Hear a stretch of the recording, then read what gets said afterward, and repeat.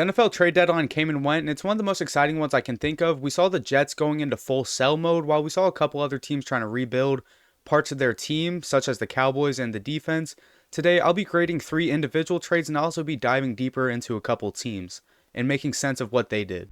With the first individual trade, we'll be looking at Sauce Gardner, who has been one of the premier corners in the league since entering, and the Jets, entering a rebuild, decided it was time to move on from him. The Colts secondary has honestly been solid between Kenny Moore and Charvarius Ward, who's ranked as the second best defensive back in football by PFF, and was solid before his injury. Kenny Moore has once again been having a great season for the Colts, and now the secondary is looking even better, adding former Defensive Rookie of the Year in Sauce Gardner.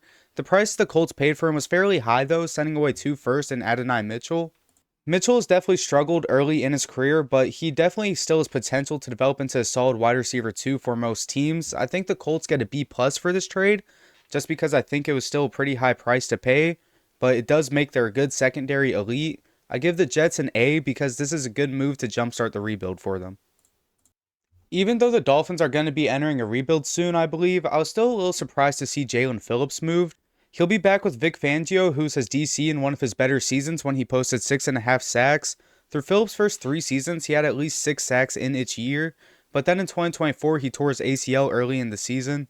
I think a 3rd-round pick from the Eagles is going to be great value for Phillips, who has shown he's a very solid player so far in his career. From the Dolphins' point of view, though, it kind of sucks to lose a former top 20 pick for only a 3rd. Because of injury concern, though, I understand that they probably couldn't have gotten more out of him, but at the end of the day, he's still been very solid for them. But when your team is struggling this much, these solid role players aren't as important. It is better than losing him for no return in the offseason, though. The Dolphins get a B- just because Phillips is a solid player and it hurts to lose him for an average return.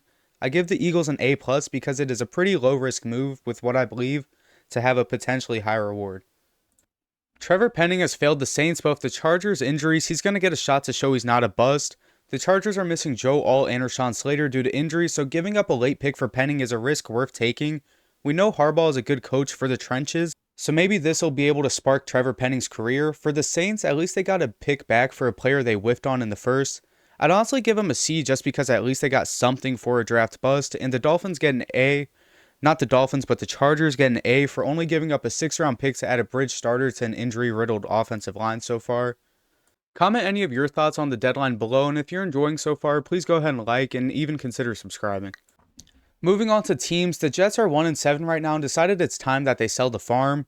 They traded away 2 of their best defensive players in Sauce Gardner and Quinnen Williams.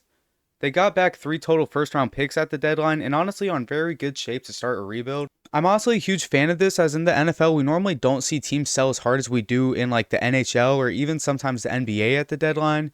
Back to the Jets though, the offensive line isn't good, Fields isn't going to be their long-term solution, and a defense that was great for a couple years hasn't been as good. Trading away the top pieces will most likely help them finish with the top pick. And now they have even more picks to help fill out the roster. Acquiring Adonai Mitchell, who's a former 2nd-round pick by the Colts, is also good and should help the rebuild as he's still young. Although he struggled some in his early career, it's not too late for him to blossom into a solid receiver. And they also received a 2nd-round pick in the upcoming draft. Overall, I'd give the Jets an A for being willing to give up on the season and jump starting a rebuild instead of waiting for the offseason. I think that really having 5 1st-round picks in the next 2 drafts is honestly going to help them a lot.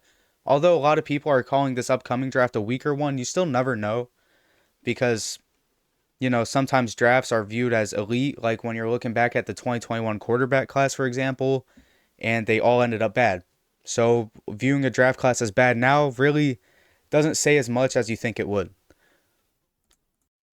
Finishing off with the last team in the video, it's going to be the Cowboys, and Jerry Jones decided he's going to try to bolster up the defense to cover up for trading away Parsons before the season start, now that, the defense has showed to clearly be an issue. Trading for Quinnen Williams and Logan Wilson, they definitely added solid pieces. The only issue is that they aren't exactly in a spot to be making a bigger trade for Quinnen Williams. They are currently 3-5-1, and although the defense has been an issue, there's no guarantee that this is going to turn the team around. They gave up their 1st-round pick from 2027, and there's no reason for us to believe that that pick is going to be in the later of the 1st round based on how they're playing this year. Now, with that said, I do still like the trade because they are fixing a defense that is ranked last in the league by PFF. The trade for Logan Wilson is very low risk as they only gave up a 7th for him, but at the end of the day, there's a reason Wilson was benched on an already bad defense. So who honestly knows if he'll be a true spark for Dallas? I give the Cowboys a B- at this deadline just because I don't think they're going too far, but at least they improved a weakness. That's the end of this video. I hope you guys enjoyed and come back for more.